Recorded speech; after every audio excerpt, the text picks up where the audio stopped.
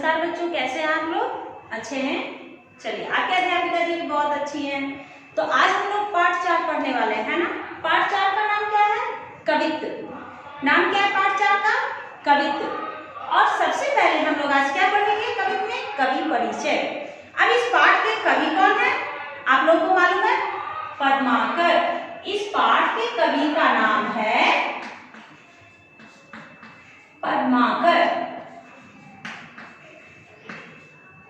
ठीक है, तो अब पद्माकर जी के बारे में हम लोग सबसे पहले जान लेते हैं। कोई भी पाठ पढ़ते हैं तो आप लोग 10th क्लास के बच्चे हो, कोई भी पाठ हम लोग पढ़ते हैं तो सबसे पहले हम लोग क्या करते हैं? कवि परिचय जानते हैं। क्यों?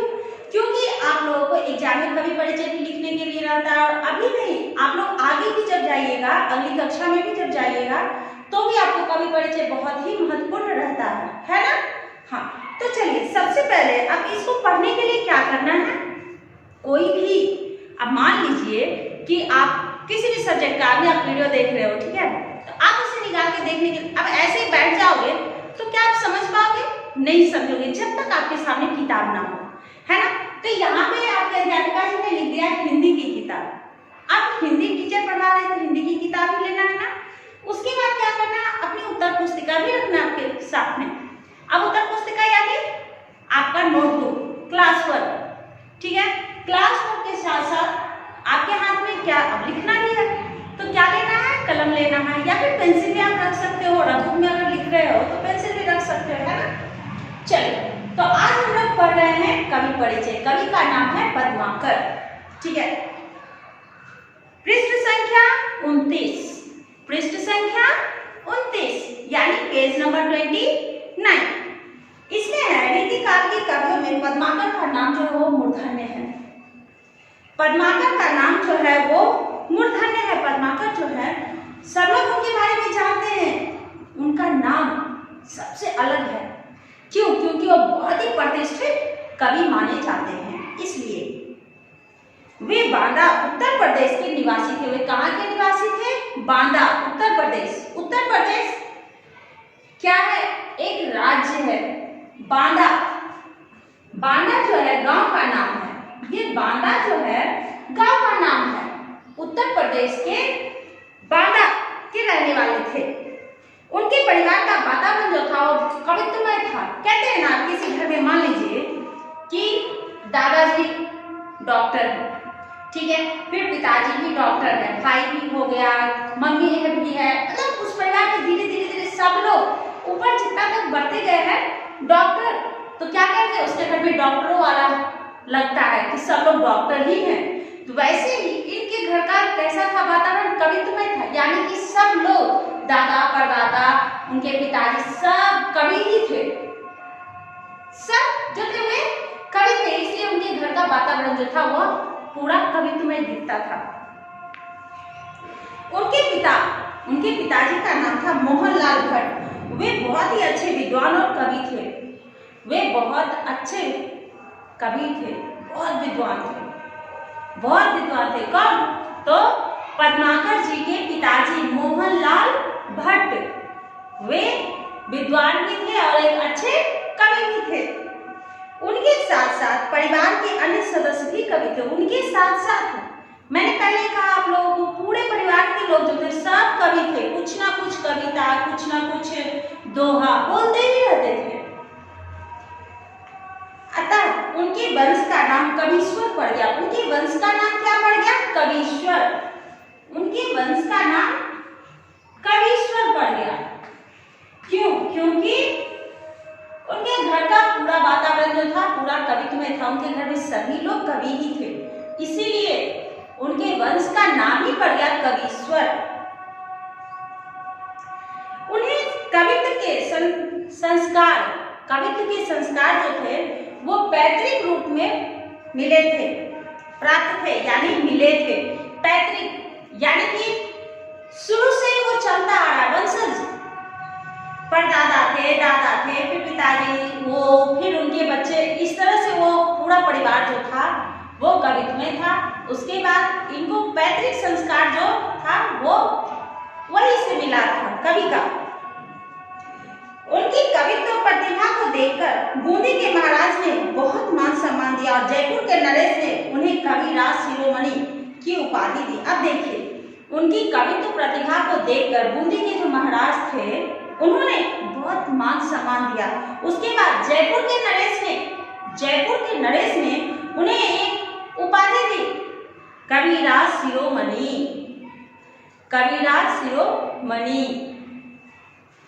उनकी रचनाओं में हिम्मत बहादुर, बिरुदावली, पद्माभरण, जगत विनोद, राम रसायन, गंगा लहरी आदि जो है वो प्रमुख है।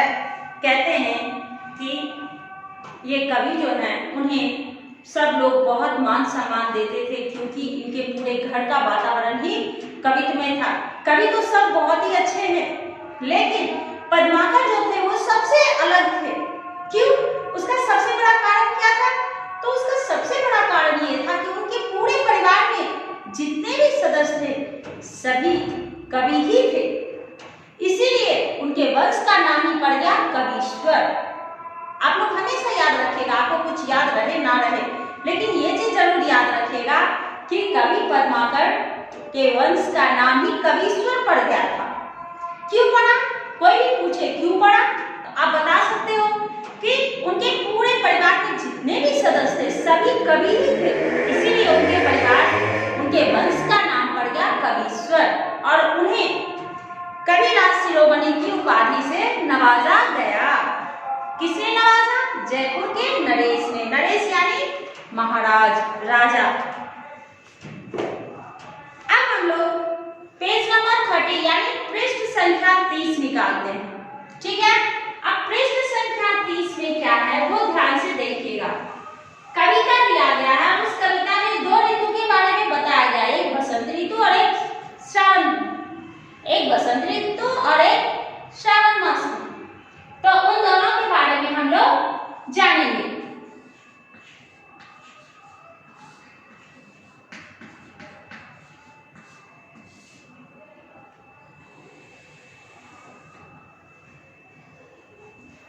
सबसे पहले आप लोगों को जैसा कि मालूम है, अध्यापिका जी जब भी आपको पढ़ाती हैं तो विषय प्रवेश, आपके टेक्स्ट बुक में पहले विषय प्रवेश दिया जाता है, उसे पढ़ते हैं, है ना? तो आप लोग भी ध्यान से सुनोगे, अगर नहीं सुनोगे तो फिर नहीं आएगा, ठीक ना? मनुष्य सामाजिक प्राणी है, सब लोग जानते हैं। समाज में रहने वाला मनुष्य जो है वो समाज में रहता है। क्या कभी आप देखे हो कि जंगल में एक अकेला आदमी रह रहा हो? नहीं। अगर वो अकेला रहता है तो उसमें वो, हम जिस तरह से समाज में रहते हैं उस तरह की भावना उसमें नहीं रहती है, वो सबसे अलग रहता है और उसकी सोच जो है वो भी सबसे अलग रहती है। हम लोगों की तरह उसकी सोच नहीं रहती है। तो मनुष्य जो है समाज में रहता है, इसलिए उसे सामाजिक प्राणी कहा जाता है। समाज पृथ्वी पर विकसित है, समाज जो है वो पृथ्वी पर विकसित है और पृथ्वी प्रकृति पर। और पृथ्वी किस पर है? तो प्रकृति पर। हमारे जीवन में इस सृष्टि की अपूर्व देन प्रकृति है। हमारे जीवन में इस सृष्टि की अपूर्व देन क्या है? प्रकृति। इसकी प्रशस्ति वेदों, उपनिषदों व प्राचीन ग्रंथों में तरह तरह से की गई है। इसी भाव को कवियों ने अपनी अपनी शैलियों में सृजन किया है। इस तरह कवि पद्माकर के इस कवित्व में प्रकृति का सौंदर्य बोध होता है।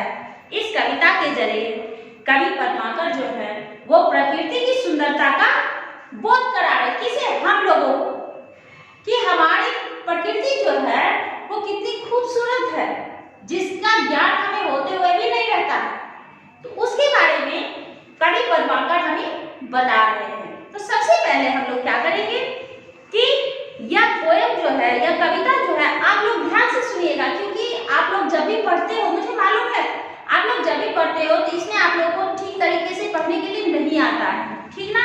तो मेरे हर उच्चारण पे आप ध्यान दीजिएगा, है ना? औरे भांति कुंजन में गुंजरत भीड़ भौर, औरे दौड़ झौरन पे बौरन के हवे गए, कहे पद्माकर सु औरे भांति गलियानी, कहे पद्माकर सु औरे भांति गलियानी, छलिया छबीले छैल और छवि छवै गए, औरे भांति विहग समाज में औरे भांति विहग समाज में आवाज होती, ऐसे ऋतुराज के नाम आज दिन दबय गए, ऐसे ऋतुराज के नाम आज दिन दबय गए।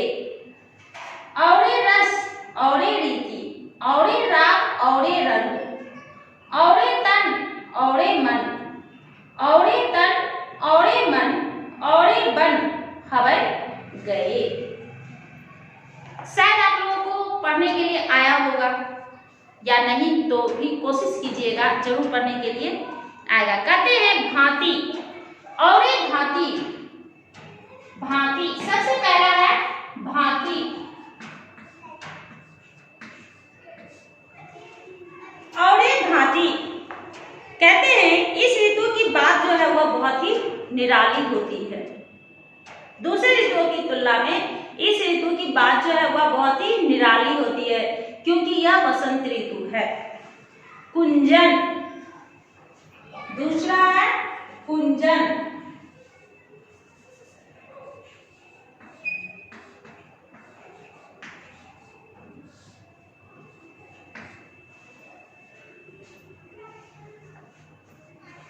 वसंत में बाग बगीचे जो है उसमें भौरों के दल जो है वो गुंजार करते हैं। यहाँ पर या औरे दौड़ झौरन पे बौरन के हवे गए, झौरन,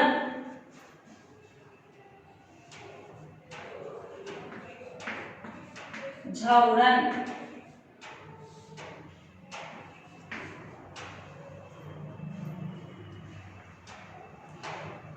इस पर भौरे जो है वो गुंजार करते हैं, यानी चहकते रहते हैं, इधर से उधर घूमते रहते हैं। कौन? भौरों का दल। एक नहीं रहता है, बहुत सारे रहते हैं, उसे दल कहते हैं। वो जब भी आता है अपने दल में आता है। कहे पद्माकर सु औरे भांति गलियानी, कहते हैं डालों पर झूले पड़ जाते हैं, डालों पर झूले भी पड़ जाते हैं। आमों की डाली के झूलों पर बौर छा जाते हैं। बौर छाना, जिस तरह से आप देखते होंगे कि आम का पेड़ अब कुछ ही समय में अब स्टार्ट हो गया, शुरू हो गया। आप देखिएगा कहीं आम का अगर पेड़ है तो आप देखिएगा उसमें बौर छाने, छोटा छोटा फूल आने लगता है। छोटा छोटा जो फूल आने लगता है उसी में फल आता है, उसी में आम जो है वो आता है। तो पहले फूल होता है, उस फूल को आप ध्यान से देखिएगा, उसे ही बौर कहते हैं। वही है बौर छाना, यानी पेड़ों पर बौर छा जाते हैं, यानी पेड़ों पर नए नए पत्ते आ जाते हैं। वसंत ऋतु में सारे पत्ते पहले के जो है वो नीचे गिर जाते हैं और उसमें नए नए पत्ते आने लगते हैं। आप देखते होंगे कि जब नए पत्ते आते हैं, जैसे नीम का पेड़ आप ले लो, उसमें गोल्डन कलर का वो पत्ता रहता है, यानी सुनहरा रंग का पत्ता रहता है। आप लोगों ने कभी देखा? आम में भी आप देखिएगा जब नए पत्ते आते हैं गोल्डन कलर का रहता है। हाँ, तो कहते हैं कि डाली के झूलों पर बौर छा जाते हैं। उनका कहना है इन दिनों गली गली में बहार छा जाती है। इन दिनों यही एक ऐसा मौसम है, जितने भी मौसम हैं सबसे अच्छा मौसम जो है वह वसंत ऋतु होता है। कहिएगा कि यह मौसम एक ऐसा मौसम है कि इसमें ना ज्यादा ठंडा लगता है, ना ज्यादा गर्मी होती है और ना बारिश। तो ये मौसम जो है सबसे खूबसूरत मौसम होता है। इसमें लोग बढ़ चढ़ कर गलियों में निकल पड़ते हैं। चारों ओर सुंदरता ही सुंदरता होती है। पक्षी है जो वो गीत गाते रहते, पक्षी गीत गाते रहते, चहकते रहते हैं। ऐसे ऋतुराज के दिनों का वर्णन शब्दों द्वारा संभव नहीं है। वसंत ऋतु की सुंदरता ही अद्भुत है। इस ऋतु का आनंद, रीति, राग, रंग सब कुछ निराला है। कहा गया है ऋतुओं का राजा कौन है? याद रखिएगा, ऋतुओं का राजा वसंत है। ठीक है, ये हमेशा याद रखिएगा, ऋतुओं का राजा कौन है? वसंत। इसमें हम लोग लिखेंगे बौरन।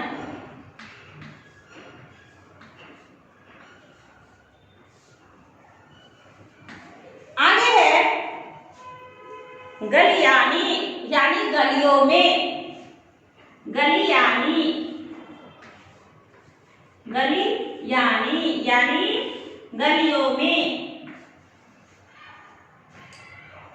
बिहग समाज, बिहग समाज यानी कि पक्षी।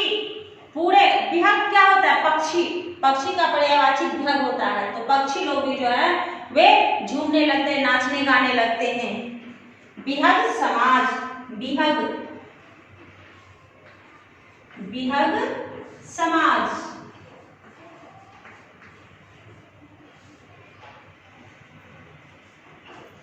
औरे रस औरे रीति, औरे राग औरे रंग, औरे तन औरे मन, औरे बन हवै गए। कहते हैं कि इस ऋतु का आनंद जो है, रीति राग रंग सब कुछ अच्छा लगता है। इस मौसम में आप कुछ भी कीजिए तो बहुत ही अच्छा लगता है। जैसे कि होली, होली भी आपका होता है तो इसी ऋतु के आसपास होता है। उसके बाद बसंत ऋतु फेमस किस लिए, प्रसिद्ध किस लिए, आप लोगों को मालूम है, सरस्वती पूजा। बसंत पंचमी सरस्वती पूजा जो है उसी ऋतु में होता है और लोग धूमधाम से मनाते हैं और अच्छे से सब लोग तैयार होकर के घूमते फिरते हैं, एक दूसरे से मिलते हैं। शायद आप लोगों को ये समझ में आ गए हो। अब हम लोग क्या करेंगे, आगे बढ़ते हैं। तो आप लोगों को पता चल गया फर्स्ट पैराग्राफ जो है बसंत ऋतु के बारे में है। अब दूसरा पैराग्राफ हम लोग जो पढ़ने वाले हैं वो श्रावण मास के बारे में बताया गया है। तो आप लोग कोशिश कीजिएगा कि इस कविता को 2 बार 3 बार फिर से पढ़िए, ठीक है। अब हम लोग आगे बढ़ते हैं। भौरन को गुंजन विहार वन कुंजन में, भौरन को गुंजन विहार वन कुंजन में, मंजुल मलारन को गावनो लगत है। भौरन को गुंजन विहार वन कुंजन में, मंजुल मलारन को गावनो लगत है। कहे पद्माकर गुमानहु ते मानहु तय, कहे पद्माकर गुमानहु ते मानहु तय, प्राणहु तय प्यारो मन भावनो लगत है। प्राणहु तय प्यारो मन भावनो लगत है। मोरन को शोर घनघोर चहु ओरन, मोरन को शोर घनघोर चहु ओरन, हिंडोरन को वृंद छवि छावनो लगत है। नेह सरसावन में मेह वर्षावन में, नेह सरसावन में मेह वर्षावन में, सावन में झूली वो सुहावनो लगत है। सावन में झूली वो सुहावनो लगत है। कहते हैं कि इस कविता में सावन के महीने का वर्णन कर रहे हैं कौन, कवि पद्माकर। उनका कहना है कि सावन के महीने में बाग बगीचे जो होते हैं भौरों से गुंजार करते हुए चहकने लगते। क्यों, क्योंकि बारिश जो होती है, जो पत्ते सूख भी जाते हैं वो भी हरे भरे दिखने लगते हैं, है ना। बारिश का मौसम, जब बारिश होती है तो सब लोग बहुत खुश होते हैं। क्यों खुश होते हैं, पेड़ पौधे जो भी सूख गए वो सब हरे भरे हो जाते हैं। लोग मल्हार गाते हैं, श्रावण मास में लोग मल्हार गाते हैं। सावन के महीने की सुंदरता तो अभिमान मान तथा प्राण से भी प्यारा लगता है। श्रावण मास में जो है वातावरण बहुत ही खूबसूरत हो जाता है, चारों तरफ हरियाली ही हरियाली फैल जाती है। चाहे वो आप जो भी छोटा छोटा पेड़ पौधा लगाए वो भी बड़े हो जाते हैं, वो भी हरा भरा दिखने लगता है। उसके बाद क्या होता है, उसके साथ साथ घास भी निकल जाता है, उसके साथ साथ जो बेकार है वो घास भी निकल जाता है। आप उसे भले निकाल के फेंक देते हो लेकिन वो भी आपके जो भी बगीचा है उसकी सुंदरता को बढ़ा देता है। क्यों, क्योंकि पूरा हरा भरा दिखता है, हरियाली छा जाती है। इसलिए सावन के महीने की सुंदरता को अभिमान, याद रखिएगा, अभिमान मान तथा प्राण से प्यारा लगता है। यह बहुत ही मनभावन लगता है। क्या मनभावन लगता है, श्रावण मास। चारों ओर घनघोर मेघों को देखकर मूंछ, अब देखिए क्या होता है कि चारों तरफ जब बादल छाया हुआ रहता है, आप लोग भी जानते हो और हम लोग भी जानते हैं कि मोर कब नाचता है, जब आसमान में बादल छाता है। जब आसमान में बादल छा जाता है तो मोर खुशी से नाचने लगते हैं। उन्हें लगता है कि अब बारिश होगी, इसलिए वो खुशी से नाचने लगते हैं। मोरों का शोर और डालों पर बड़े सुंदर सुंदर झूलों का समूह बड़े मनभावन लगते हैं। इस महीने में चारों ओर प्रेम पूर्ण वातावरण रहता है। किस महीने में, श्रावण मास में। प्रेम सरसाने और मेघ बरसाने वाला यह सावन का महीना बड़ा ही सुहावना लगता है। अब मैं आप लोगों को कुछ इसमें बता रही हूँ, ध्यान से सुनिएगा कि भौरन को गुंजन विहार में, भौरे जो होते हैं वो गुंजार करते हैं कहाँ? तो बगीचे में, जहाँ फूल रहता है, फूलों के बगीचे में सब लोग बहुत ही खुश होते हैं। सावन मास का आनंद सब लोगों के लिए आनंददायी होता है। क्यों? क्योंकि अगर किसान लोग होते हैं, उनके भी फसल सूखने लगते हैं, तो फसलों में पानी कहाँ से देंगे? तो जब बारिश होती है वे लोग खुश हो जाते हैं। उसके बाद अगर बारिश ना हो तो क्या हमें पीने का पानी मिलेगा? नहीं मिलेगा, वो भी खत्म हो जाएगा। तो इसलिए लोग खुश होते हैं। भौरन यानी भौरा,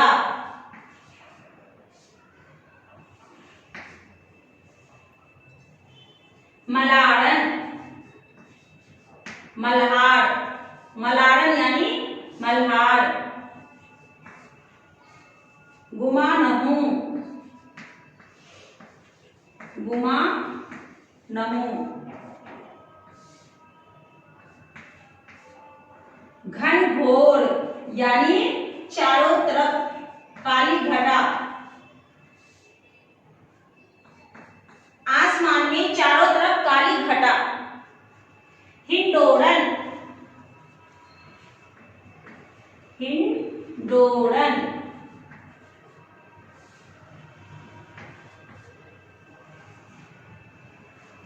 सरसावन, सरसावन। श्रावण मास में क्या होता है कि सभी लोग पेड़ पे झूले लगा लेते हैं, पेड़ पर झूले लगाते हैं, उसके बाद वो लोग झूला झूलते हैं। बहुत सारे ऐसी जगह हैं जहाँ की श्रावण मास की प्रधानता बहुत ज्यादा दी जाती है। श्रावण मास में लोग झूले लगाकर सब औरतें एक जगह इकट्ठा हो जाती हैं और वो सब गीत गाती हैं। और उसमें क्या है, सब औरतें भी हरे रंग का कपड़ा पहनती हैं, साड़ी पहने या ड्रेस पहने, जो भी पहने हरे रंग का पहन के सब एक जगह इकट्ठा होकर के बैठ जाती है, गीत गाती हैं अपने अपने लैंग्वेज में। ये जब नहीं है कि जो मैं हूँ तो मैं तो अपने ही लैंग्वेज में गाऊंगी, आप लोग हैं तो आप लोग अपने लैंग्वेज, उसी तरह से सब लोग इस तरह से करते हैं। उसके बाद एक दूसरे के घरों में मिठाई जाकर पहुंचाते हैं। इस तरह से वो लोग खुशी बांटते हैं, एक दूसरे से खुशी बांटते हैं। सब नए नए कपड़े पहनते हैं। आप लोग भी कुछ तो ऐसा है फेस्टिवल जो कि आप लोग बहुत अच्छे से सेलिब्रेट करते हो। तो श्रावण मास इस तरह से वे लोग मनाते हैं। आप लोग नॉर्थ में जाइएगा तो श्रावण मास की प्रधानता बहुत ज्यादा दी जाती है। सब लोग अच्छे से मनाते हैं इसे, झूले लगाकर पेड़ों पर। एक बगीचे में बड़ा बड़ा पेड़ रहता है, जहाँ पर 4-5 पेड़ जहाँ रहता है, उस बगीचे में सब लोग इकट्ठा हो जाते हैं, झूले लगाते हैं। झूलों को अच्छी तरह से सजाते हैं, फूलों से उस झूले को सजाते हैं। उसके बाद एक एक करके सभी औरतें उस झूले पर बैठकर झूलती हैं और अपनी अपनी भाषा में गाती भी हैं। इस तरह से वे लोग अपनी अपनी खुशी जाहिर करते हैं। तो अब आप लोगों को पता चल गया इस पाठ में क्या क्या बताया गया है। सबसे पहला क्या था, बसंत ऋतु के बारे में, फिर दूसरा क्या था, श्रावण मास के बारे में। ठीक है बच्चों, तो अब इसमें आप लोगों को फिर भी कोई कठिनाई हो तो आप लोग एक पेंसिल लेकर के उसे अंडरलाइन करके रखोगे, ठीक ना। सबसे पहला वर्ड क्या है, भांति, कुंजन, झौरन, बौरन, गलियानी, बिहर समाज, भौरन, मलारन, गुमानहू, घनघोर, हिंडोरन, फिर है सरसावन। मुझे मालूम है आप लोगों को पढ़ने में थोड़ी सी कठिनाई होगी, फिर भी ये उम्मीद करते हैं कि आप लोग इसे देखकर बार बार पढ़ने की कोशिश कीजिएगा ताकि आपको आ सके। ठीक है बच्चों, अब हम लोग अगली कक्षा में मिलते हैं। ठीक है, धन्यवाद बच्चों।